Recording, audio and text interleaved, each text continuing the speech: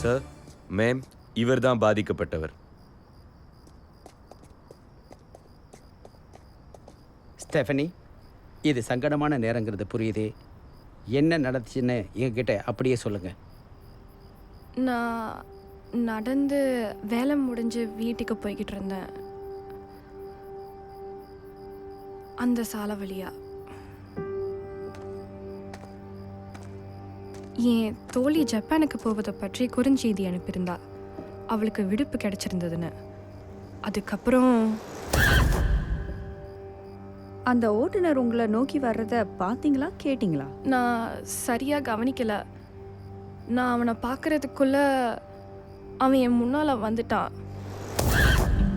அவர் பார்க்க எப்படி இருந்தாரு ஞாபகம் இருக்கா? அவர் என்ன போட்டிருந்தாரு? அவன் ஒரு முகமூடி போட்டிருந்தான், அல்லது முகத்தை சால்வையால் கொண்டு மூடி இருந்தான். நீல நிறத்தில் முக்காடு. அவர் எப்படிப்பட்ட பைக்கை ஓட்டினாரு? வழக்கமான பைக் தான், உணவு விநியோகம் செய்ய பயன்படுத்துவது. அவனுக்கு பின்னால் எப்போதும் காணப்படும் உணவு விநியோகம் செய்வதற்கான சதுர பெட்டியும் இருந்துச்சு. அதுக்கப்புறம் எங்கே போனாரு? அவன் வேகமாக சாலை வழியாக போயிட்டான். அந்த வழியில் திரும்பினான். அதுக்கப்புறம் நீங்கள் என்ன செஞ்சீங்க? நான் அதிர்ச்சி அடைஞ்சிட்டேன். நான் உடனே காவல்துறையை அழைச்சிட்டேன். உடனடியாக புகார் செஞ்சதுக்கு நன்றி. நீங்கள் சரியானதை செஞ்சுருக்கீங்க ஸ்டெஃபனி. இப்போது நாங்கள் புறப்படுறோம். கவலைப்படாதீங்க ஸ்டெஃப்னி, நாங்கள் உங்களுக்கு உதவ தான் வந்திருக்கோம். நமது சந்தேக நபர் ஒரு பைக்கை ஓட்டுறாரு. நீல நிற முக்காடும் முகமூடியும் அணிஞ்சிருக்கிறாரு. அவர் பொருள் விநியோகம் செய்யும் வேலையை செய்பவராக இருக்கலாம். வசிப்போருடன் பேசுங்க. அவங்க ஏதாவது பொருள் வாங்கினாங்களான்னு, அந்த நேரத்தில் எதுவும் பொருள் கொடுக்கப்பட்டதான்னு கேளுங்க. அந்த பகுதியில் எதுவும் கண்காணிப்பு கேமரா இருக்குதான்னு பாருங்க. சரி சார். வணக்கம்மா. என்ன உங்களுக்கு ஏதாவது பொருள் கொடுக்கப்பட்டுச்சா? பொருளா? ஆமாம். இல்லையே. சரி, நன்றி. வணக்கம். வணக்கம்மா. நீங்க யாராவது வந்து பொருள் கொடுத்தாங்களா? இல்லையே. இந்த பக்கம் யாராவது வந்தாங்களா? இல்லை.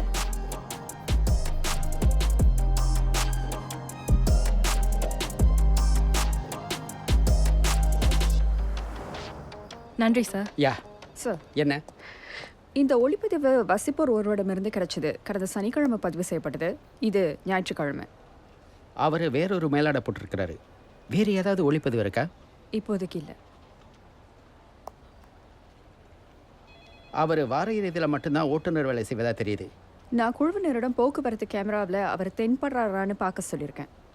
நல்லது. பாதிக்கப்பட்டவரோட உடைகள் மரபணு சோதனைக்காக சுகாதார அறிவியல் ஆணையத்துக்கு அனுப்பி வைக்கப்பட்டிருக்கா? ஆமாம், ஆனால் அதில் எந்த மறுமணமும் இல்லை. நன்றி ஸ்ரேயா. நான் சிஐஓ லியோனிடம் சொல்கிறேன். உள்ள வாங்க. அந்த வழக்கு பற்றி கடைசி விவரங்கள் சார். வசிப்போரிடமிருந்து அந்த நபரின் ஒளிப்பதிவு கிடைச்சிச்சு. ஆனால் அவர் அடையாளம் காண அது போதுமானதாக இல்லை. வேற ஏதாவது துப்பு கிடைச்சதா? ஆமாம். சந்தேக நபர் வார இறுதியில் மட்டும்தான் காணப்படுறாரு. பகுதி நேர பொருள் பட்டுவாடா செய்யும் வேலை செய்யலாம். இந்த வார இறுதியில் மறைஞ்சிருந்து கண்காணிக்கலாம்னு நினைக்கிறேன். செய்யுங்க, எனக்கு தகவல் கொடுங்க. சரி சார். பாதிக்கப்பட்டவரோட நாங்கள் பேசி சந்தேக நபரோட அடையாளங்களை உறுதி செஞ்சுருக்கோம். முகத்தை மூடி இருந்தார். பைக்கை பொருள் பட்டுவாடா செய்யும் பெட்டியோடு ஓட்டுனார். அவர் நீல பச்சை நிற முக்காடு போட்டிருந்தார். எங்களோட கண்காணிப்பு கேமரா நேரப்பதிவின்படி பிடோக் வட்டாரத்தில் வார இறுதியில் தான் அவர் காரியத்தில் ஈடுபடுவதா தெரியுது. சந்தேக நபரின் அடையாளம் தெரியல. உணவு விநியோகம் நிறுவனங்களை விசாரிச்சிட்டோம். குற்றம் நடந்த நேரத்தில் பொருள் விநியோகம் செய்த நபரின் விவரம் கிடைக்கல. இந்த பைக்கின் மாதிரி, சின்னம், வண்ணம், அடையாளம் கண்டுட்டோம். அதை கண்காணியுங்க. இதுதான் அந்த குற்றச்செயல் நடந்த இடம். கடந்த 2 வாரத்தில் இடம்பெற்ற 2 சம்பவங்கள் கண்காணிப்பு கேமராவில் பதிவாகியிருக்கு. நாம் இங்கே குழுக்களை நிறுத்துவோம். நமது சந்தேக நபரை போன்ற ஆளை கண்காணியுங்க.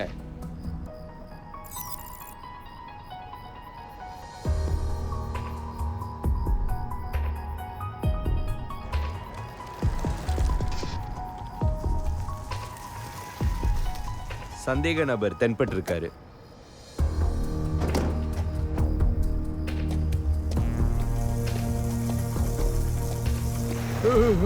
நான் மூத்த புலனாய்வு அதிகாரி அப்துல் ரஹ்மான், பிடோ காவல் நிலையம்.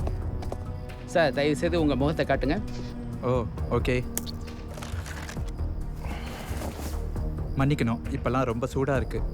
நான் லீச்சியா ஹோய். திரு லீ, உங்கள் இ பைக்கில் இருந்து இறங்கி தள்ளி நில்லுங்க. உங்கள் பெட்டியை திறந்து காட்டுங்க.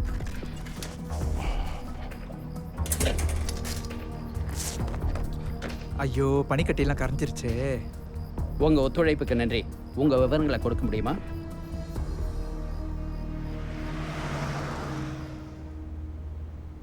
சார், சொல்லுங்க. லீ சியாஹோய் இருந்த இடம் உறுதி செய்யப்பட்டிருக்கு. அவர் சம்பவம் நடந்த நேரத்துல டெம்பனிஸ்ல பொருள் பட்டுவாடா செஞ்சுக்கிட்டு இருந்தாரு. ஓகே, நன்றி. இப்போது தான் இது கிடைச்சிச்சு. நம்ம அதிகாரிகள் சம்பவம் நடந்த இரவில் மேலும் சில ஒளிப்பதிவுகளை பெற்றிருக்காங்க. இது இரவு 8 மணிக்கு மானபங்கம் புகார் செய்யப்பட்ட 10 நிமிடத்திற்கு பிறகு. இது சில நிமிடங்களுக்கு முன்னால். அதே இபாய், ஆனால் அந்த சாலையில் போக வழி இல்லை. அப்படின்னா அவர் போய் உடை மாற்றிக்கிட்டு வந்திருக்கிறாரு. அதனால தான் அவர் 2 முறை மட்டும் அந்த நீல நிற முக்காட்டில் வந்திருக்காரு. ஆனா இத பாருங்க,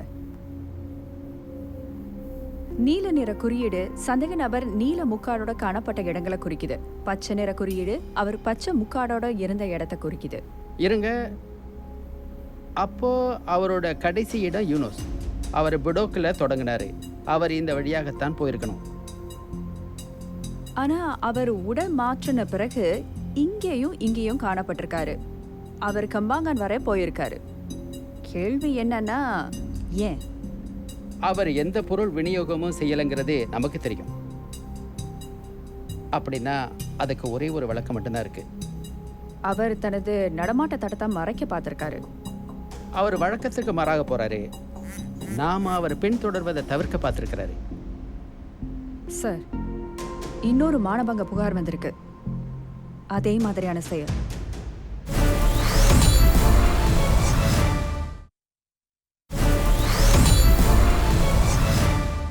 இடைவேளைக்கு முன் மானபங்கம் செய்யப்பட்ட மற்றும் ஒரு புகார் செய்யப்பட்டதை பார்த்தோம். அதற்கு அதிகாரிகள் என்ன நடவடிக்கை எடுத்தனர்? அதை பற்றி தெரிந்து கொள்வதற்கு முன் மோசடிகளுக்கு பணம் சுமக்கும் கைக்கூலிகளை பற்றி தெரிந்து கொள்வோம். 2025 7,000க்கும் அதிகமான பணம் சுமக்கும் கைக்கூலிகளும் மோசடிக்காரர்களும் விசாரிக்கப்பட்டனர். அவர்கள் 214 மில்லியன் வெள்ளிக்கும் அதிகமான இழப்பை ஏற்படுத்திய மோசடிகளில் சம்பந்தப்பட்டிருந்தனர். மோசடிகளுக்கு பணம் சுமக்கும் கைக்கூலிகள் பணத்தை மட்டும் பரிமாற்றுவதில்லை. தங்களின் வங்கிக் கணக்கு சிங்பாஸ் விவரங்களை கொடுப்பதோடு உடனடி ரொக்கம் பெற தங்களின் சொந்த பெயரில் பதிவு செய்து சிம் அட்டைகளையும் வாங்குவார்கள். வழக்கமாக உடனடி பணம் கிடைக்கும் என்று சமூக ஊடகங்களில் அல்லது வாட்ஸ்அப், டெலிகிராம் போன்ற குறுஞ்செய்தியில் விளம்பரம் செய்யப்படும். நீங்கள் செய்ய வேண்டியது என்ன? சில வங்கிக் கணக்குகளை திறக்க வேண்டும் அல்லது சில சிம் அட்டைகளை பதிவு செய்ய வேண்டும். பிறகு அவற்றை இன்னொருவருக்கு கொடுத்து பணத்தை பெறலாம். அண்மை வழக்குகளில் 12 பேர் மீது குற்றம் சுமத்தப்பட்டது.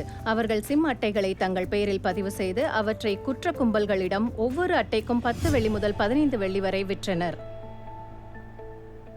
அந்த சிம் அட்டைகளை கும்பல்கள் மோசடிகளுக்கும் மற்ற சட்டவிரோத காரியங்களுக்கும் தொடர்பு கொள்ளும் வழியாக பயன்படுத்திக் கொள்ளும். ஆகவே நீங்கள் உதவி செய்வதாகவோ ஏதோ ஒன்றை எடுத்துக் கொடுப்பதாகவோ நினைத்தால் உண்மையில் நீங்கள் மோசடிக்காரர்கள் தங்கள் மோசடி வேலையை செய்வதற்கு உதவி செய்கிறீர்கள். மோசடி கைக்கூலிகள் குற்றங்களை காவல்துறை கடினமாக கருதுகிறது. உங்களின் சிங்பாஸ், வங்கிக் கணக்கு அல்லது சிம் அட்டைகளை மற்றவர்கள் குற்ற நடவடிக்கைக்கு பயன்படுத்தி இருந்தால் நீங்கள் குற்ற செயலுக்கு பொறுப்பேற்றுக் கொள்ள வேண்டும். அதற்கு 10 ஆண்டு வரை சிறை, 500,000 வெள்ளி வரை அபராதம், 12 பிரம்படிகள் வரை தண்டனையாக விதிக்கப்படலாம். மோசடி கைக்கூலி குற்றங்களில் சம்பந்தப்பட்டவர்கள் வங்கி சேவைகளை பயன்படுத்துவதில் இருந்து தடுக்கப்படுவார்கள். புதிய கைபேசி எண்களை பெறுவதும் தடை செய்யப்படும். அதனால்தான் நீங்கள் ஒருபோதும் மற்றவர்கள் உங்கள் வங்கிக் கணக்கு, சிங்பாஸ், சிம் அட்டைகளை பயன்படுத்த அனுமதிக்கவே கூடாது. பணம் கொடுக்கிறார்கள் என்று வங்கிக் கணக்கை திறக்கக்கூடாது. சிம் அட்டைகளை கொடுக்கக்கூடாது. ஒருபோதும் உங்கள் சிங்பாஸ் விவரங்களை யாருக்கும் கொடுக்கக்கூடாது. இப்போது வழக்கு தொடர்கிறது. அதிகாரிகள் அந்த சந்தேக நபரை எப்படி பிடித்தனர்? சார், இன்னொரு மானபங்க புகார் வந்திருக்கு. அதே மாதிரியான செயல். எந்த இடத்துல? மரீன் பழி.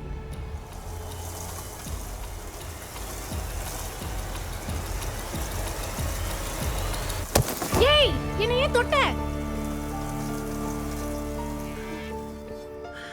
Hello police.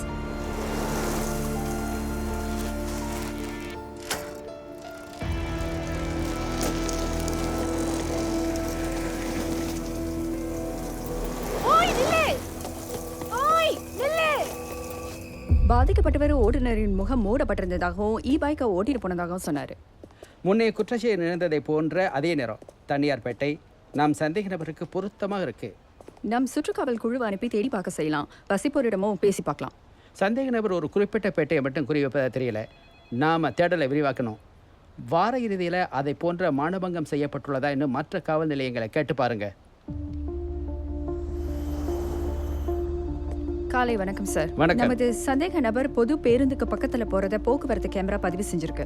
ஆமா, அந்த பேருந்து கேமரா அந்த பேருந்தை கடந்து போன போது அது பதிவாகி இருக்கலாம். சைக்கிள் ஓட்டி போய்கிட்டு இருந்த காட்சி பேருந்துல இருந்து மீட்கப்பட்டிருக்கு. இது சம்பவம் நடந்த இரவில் உள்ள காட்சி. நீல நிற முக்காடு, அதே போன்ற பைக். நெருங்கி காட்டுங்க. கேமராக்கு எங்கே இருக்கின்றன என்று அவருக்கு தெரியுது. குற்றங்களை செஞ்சுட்டு அவர் உடைகளை மாற்றி இருக்காரு. அவர் உண்மையிலேயே நடந்ததை மறைக்க பார்க்கிறாரு. ஜூலை 12 அன்னைக்கு மானவகம் புகார் செய்யப்பட்டிருக்கு. தோப்பாயோ நிலையம் அந்த சம்பவத்தை பதிவு செய்த கார் கேமராவின் ஒளிப்பதிவு பெற்றிருக்கு. இந்த ஒளிப்பதிவிலிருந்து அவர் அடையாளம் காண முடியாது. ஆனால் பைக் இதை போலத்தான் இருக்கு. அது நம்ம சந்தேக நபரா இருக்கலாம். அதனாலதான் நம்ம படோக்ல அவரை கண்டுபிடிக்கல. பிடோக், மரீன் பரேட், இப்போ தோப்பாயோ. கடந்த 2 வார இறுதியில் 3 வெவ்வேறு குற்றங்கள். நாம அவரை பின்தொடர்வதை தவிர்க்க பார்த்திருக்காரு. அந்த பேருந்தை கடந்து போகும்போது கூட அவர் முகத்தை மறைச்சிக்கிட்டாரு. நாம தேடுற பகுதியை விரிவாக்கணும். எல்லாரையும் திரட்டுங்க. சரி சார். பிடோக் காவல் நிலைய வளங்கள் பயன்படுத்தப்படும். தங்களின் நிலையம் உறுதுணையா இருக்கும். இந்த வார இறுதியில் பெரும்பாலான வட்டாரத்தை கண்காணிக்கலாம். தோப்பாயோ அதிகாரிகள் தங்கள் நடவடிக்கைகளை அதிகரிச்சிருக்காங்க. நம்ம சந்தேக நபரின் நடவடிக்கையை ஒத்திருப்பவர்களை கண்காணியுங்க. தனியாக இருக்கும் பெண்களை அவர் குறிவைப்பார். பைக்கில் மிக நெருக்கமாக யாராவது பெண்களை பின்தொடர்ந்தா உடனடியாக தகவல் கொடுங்க. ஏதாவது கண்ணில் பட்டா தகவல் கொடுத்து மேல் விவரங்களுக்கு காத்துருங்க. கேள்விகள் ஏதாவது? இல்ல சார். சார்,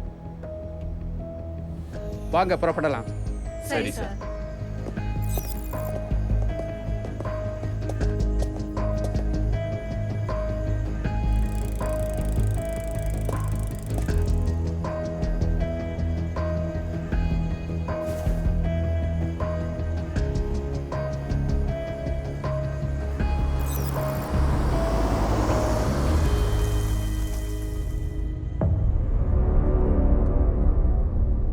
அல்ஃபா குழு, சந்தேக நபர் தென்பட்டிருக்க வாய்ப்பு இருக்கு. அந்த நபர் நீல நிற முக்காடு அணிந்திருக்காரு. ஜாலான் சலாமட் வழியா போறாரு. புரிஞ்சது. தொடர்ந்து கண்காணியுங்க. மற்ற குழுக்கள் வெளியேறும் வழியில மறையுங்க.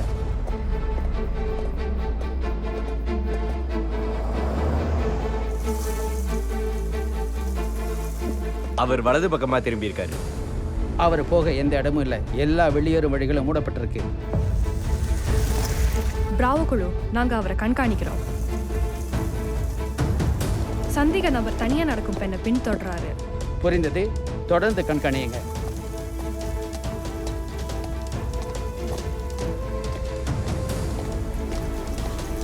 அந்த ஆள் பெண்ணை கடந்து போயிட்டாரு. அவர் தாமன் கெமகான் வட்டாரத்தை நோக்கி போறாரு. குழுவினர் அனைவரும் தாமான் கெமகானில் கூடுங்க.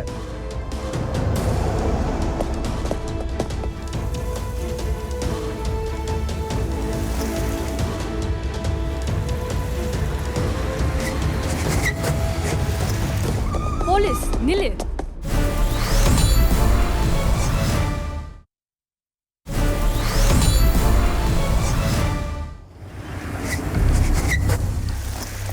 போலீஸ் நில்லு. நான் மூத்த புலனாய்வு அதிகாரி ரஹ்மான், பிடோக் காவல் நிலையம். உங்கள் முகத்தை மூடி இருப்பவற்றை அகற்றிட்டு உங்க பைக்கில் இருந்து நகர்ந்து நில்லுங்க.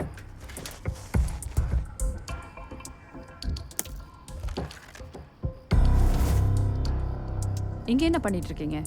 உணவு பட்டுவாடை செய்கிறேன். உங்க பட்டுவாடா பெட்டியை தருங்க.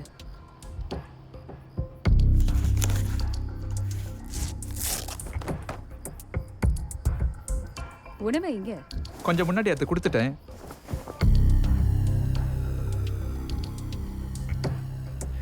மானபங்கம் செய்த சந்தேகத்தின் பேரில் உங்களை கைது செய்கிறோம். உங்க கைபேசியை கொடுங்க.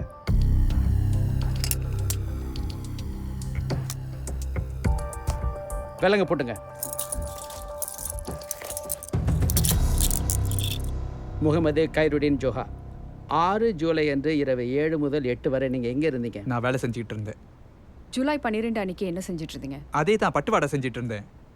உணவு பட்டுவாடா நிறுவனங்கள் நீங்கள் அன்றிரவு எந்த உணவும் கொடுக்க போகலைன்னு தெரிவிச்சிருக்காங்க. இந்த கண்காணிப்பு கேமரா ஒளிப்பது நீங்கள் உங்கள் பைக்கை முக்காடு அணிஞ்சபடி தோப்பாயவில் போவதை காட்டுது. இல்லை, அது நான் இல்லை.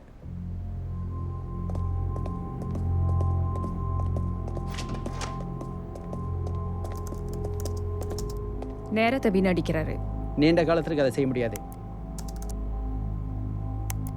சார், அவர் கைபேசியில் இருந்த எல்லா வீடியோக்களையும் மீட்டுட்டோம். அப்படின்னா இதை எங்களுக்கு வழங்கப்படுத்துங்க. எதிர்பாராத விதத்தில் மானபங்கம் செய்யப்படுவதை இந்த வீடியோக்கள் தெளிவாக காட்டுது. உங்கள் கைபேசியில் அப்படி பார்க்கும்போது உங்க சைக்கிள்ல பொருத்தப்பட்டிருக்கிற கைபேசி பிடியில இருந்து இது எடுக்கப்பட்டிருக்கு. இந்த வீடியோக்களை நீங்கள் பதிவு செஞ்சீங்களா? ஆமாம். 16 ஜூலை என்று என்ன நடந்துச்சு?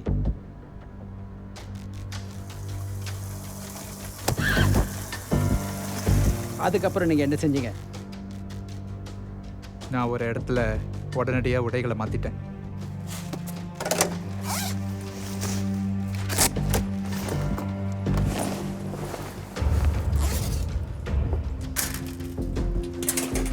ஏன் உடைய மாட்டுறீங்க? என்ன அடையாளம் கண்டுபிடிச்சிடக்கூடாதுன்னு அப்படி செஞ்சேன். 12 ஜூலைக்கு திரும்ப போவோம். இந்த வீடியோவில் இருப்பது நீங்கள் தானே? ஆமாம், அன்னைக்கு நான் தோப்பாயில் இருந்தேன். அது தப்புன்னு எனக்கு தெரியும். ஆனால் உண்மையாக சொல்கிறேன், நீங்கள் என்னை பிடிக்கலன்னா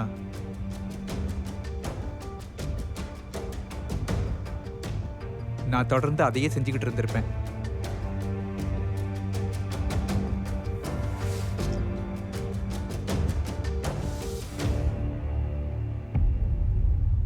இதே மாதிரி உங்க கைபேசியில வேற வீடியோக்களும் இருக்கு. அந்தரங்கத்தை படம் பிடிப்பது, இத நீங்க தான் எடுத்தீங்களா? ஆமாம்.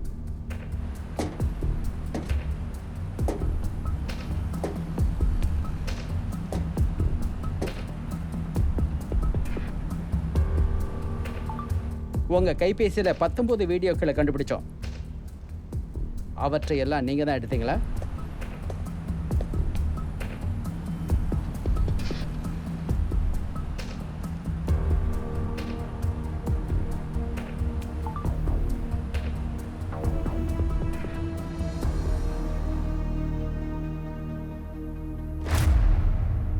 அந்தரங்கத்தை படம் பிடிச்ச 10 வீடியோக்கள் மானபங்கம் குற்றத்தை செய்யும்போது சொந்தமாக எடுத்த 2 வீடியோக்கள். பாதிக்கப்பட்டவங்க உதவிக்கும் ஆலோசனைக்கும் அனுப்பி வைக்கப்பட்டிருக்காங்க. நல்ல வேலையா பாதிக்கப்பட்டவங்க முன் வந்து உடனடியாக புகார் கொடுத்தாங்க. அவங்களுக்கு தேவைப்பட்ட உதவியும் ஆதரவும் கொடுக்கப்பட்டிருக்கு. தொடர்ந்து குற்றங்களை செய்த நபரை சட்டத்தின் முன் நிறுத்த முடிஞ்சது. கண்டுபிடிக்கப்படுவதை தவிர்க்க அவர் பல முயற்சிகளை எடுத்தாலும் புடக் காவல் நிலைய அதிகாரிகள் ஒருங்கிணைந்த நடவடிக்கையின் மூலம் அவரின் நடமாட்டத்தை கண்காணித்து அவரை கைது செய்தனர். மானபங்கம் செய்வது, அந்தரங்கத்தை படம் பிடிப்பது போன்றவை கடுமையான குற்றங்கள். தங்களின் சொந்த இச்சைக்காக இது போன்ற காரியங்களில் ஈடுபடுவோர் சட்டத்தின்படி கடுமையாக தண்டிக்கப்படுவார்கள். நீங்கள் குற்றத்திற்கு இலக்காகி இருந்தால் அல்லது யாராவது பாதிக்கப்பட்டிருப்பது உங்களுக்கு தெரிந்திருந்தால் காவல்துறையில் புகார் செய்ய தயங்க வேண்டாம். பாலியல் குற்றங்களுக்கு இலக்கானவர்களை சமூகம் எப்படி கவனிக்கிறது என்பது முக்கியமான ஒன்று. இன்று நான் ஏஎஸ்பி விக்டோரியா கேட்கோவுடன் பேச போகிறேன். அவர் தீவிர பாலியல் குற்றப்பிரிவு குற்ற புலனாய்வு துறையில் மூத்த புலனாய்வு அதிகாரி. Hi Victoria. Hi page. ஒருவர் முன் வந்து தங்களின் அனுபவத்தை பகிர்ந்து கொள்ள அல்லது காவல்துறையில் புகார் கொடுக்கும்போது எது அதிகம் தேவைப்படுது? எப்போதுமே அவர்களுக்கு தெரிய வேண்டியது, நாங்கள் அவர்களுக்கு உதவி செய்யத்தான் இருக்கிறோம், நாம் பாதுகாப்பாக இருக்கிறோம், நமக்கு உதவி கிடைக்கும், நாம் சொல்வதை கேட்க ஆள் இருக்கிறது என்று பாதிக்கப்பட்டவர்கள் உணர வேண்டும். முன்வருவது தைரியமான சரியான செயல். அதை முதலில் எப்படி கையாள்கிறோம் என்பது முக்கியம். அதை வைத்துதான் பாதிக்கப்பட்டவர் உதவி நாடப் போவதை தீர்மானிக்கும். அவர்கள் சொல்வதை கேட்க வேண்டும். இன்று நாம் போலீஸ் கேன்டோன்மெண்ட் வளாகத்தில் இருக்கும் ஒன்சேஃப் நிலையத்தில் இருக்கிறோம். இந்த இடத்தை பற்றி சொல்லுங்களேன். ஒன்சேஃப் நிலையம் மோசமான பாலியல் குற்றங்களுக்கு ஆளானவர்களுக்கு ஆதரவு வழங்க அமைக்கப்பட்டுள்ள இடம். அவர்கள் மீண்டும் அந்த துயரத்தை அனுபவிப்பதை குறைக்கும் நோக்கம் கொண்டது. தனித்துவமான முறையில் அமைக்கப்பட்டுள்ள இந்த இடம் பாலியல் குற்றங்களுக்கு ஆளானவர்களுக்கு மனோவியல் நிலையில் பாதுகாப்பான ஒரு சுற்றுச்சூழலை ஏற்படுத்தி கொடுக்கிறது. இந்த ஒரே இடத்தில் பாதிக்கப்பட்டவர்கள் காவல்துறை நேர்காணல் மருத்துவ பரிசோதனையை செய்யலாம். பாதிக்கப்பட்டவர் இணங்கினால் மனோவியல் முதலுதவியும் நெருக்கடி கால தலையீட்டு ஆதரவும் அளிக்கப்படும். இதன் மூலம் அவர்களுக்கு புலன் விசாரணையின் போது தனிமை கிடைத்து பாதுகாப்பான ஆதரவு இருப்பது உறுதி செய்யப்படும். ஒருவர் பாலியல் குற்றத்திற்கு ஆளாகி இருக்கிறார் என்று சொன்னால் பொதுமக்கள் என்ன செய்ய வேண்டும்? முதலில் அமைதியாக சொல்வதை கேளுங்கள். உடனடி உதவி தேவை என்றால் காவல்துறையை 999 எண்ணில் தொடர்பு கொள்ளுங்கள். இல்லை என்றால் அவர் தயாரானதும் அவருக்கு ஊக்கமளித்து அல்லது உடன் சென்று காவல்துறையில் புகார் கொடுங்கள். முன்னதாகவே புகார் செய்வதன் மூலம் ஆதாரங்கள் அழிக்கப்படுவதை தவிர்க்கலாம். முக்கியமாக பாதிக்கப்பட்டவருக்கு தெரிய வேண்டும், பாலியல் குற்றம் என்பது ஒருபோதும் அவரின் தவறல்ல. ஏப்ரல் 2026 சிங்கப்பூர் காவல்துறை 5ஆம் பாலியல் குற்ற விழிப்புணர்வு கருத்தரங்கை நடத்தியது. பாலியல் குற்றத்திற்கு ஆளானவர்களை பாதுகாக்க சமூக நடவடிக்கை என்ற தலைப்பில் அது நடத்தப்பட்டது. பொதுமக்கள் பாதிக்கப்பட்டவர்களுக்கு எப்படி ஆதரவு வழங்கலாம்? நீங்கள் நண்பராக, உறவினராக, பாதிக்கப்பட்டவருக்கு பக்கத்தில் இருப்பவராக கூட இருக்கலாம். உங்கள் கண்ணில் பட்டால் அதை புகார் செய்வது அவசியம். அதனால் தான் காவல்துறை ஸ்பாட் செயல் திட்டத்தை இவ்வாண்டு கருத்தரங்கில் அறிமுகம் செய்தது. ஸ்பாட் என்பது கண்ணில் படுவது, பாதிக்கப்பட்டவருக்கு பாதுகாப்பு, முக்கிய விவரங்களை கவனித்தல், காவல்துறையில் சொல்லுதல் என்பதை குறிக்கிறது. பொதுமக்கள் பின்பற்றக்கூடிய எளிய வழிகளை அது குறிப்பிடுகிறது. பாதிக்கப்பட்டவர்களுக்கு உதவ, மற்றவர்களை அதிலிருந்து பாதுகாக்க அது உதவும். நன்றி விக்டோரியா. சிங்கப்பூர் காவல்துறை பாதிக்கப்பட்டவர்களுக்கு தொடர்ந்து ஆதரவு வழங்கும். சமூகத்தோடு பங்காற்றி இந்த தகவல் பகிரப்படும். பாலியல் குற்றங்களை கண்டுகொள்ளாமல் விடாதீர்கள். கண்ணில் பட்டால் புகார் செய்யுங்கள். இன்றைய குற்ற கண்காணிப்பு நிகழ்ச்சியின் நிறைவை எட்டியிருக்கிறோம். விடை பெற்றுக் கொள்வது ASP சிந்து. மீண்டும் சந்திப்போம். அதுவரை குற்றங்களை தடுக்க, தவிர்க்க, கண்டுபிடிக்க உங்கள் பங்கை செய்யுங்கள். வணக்கம்.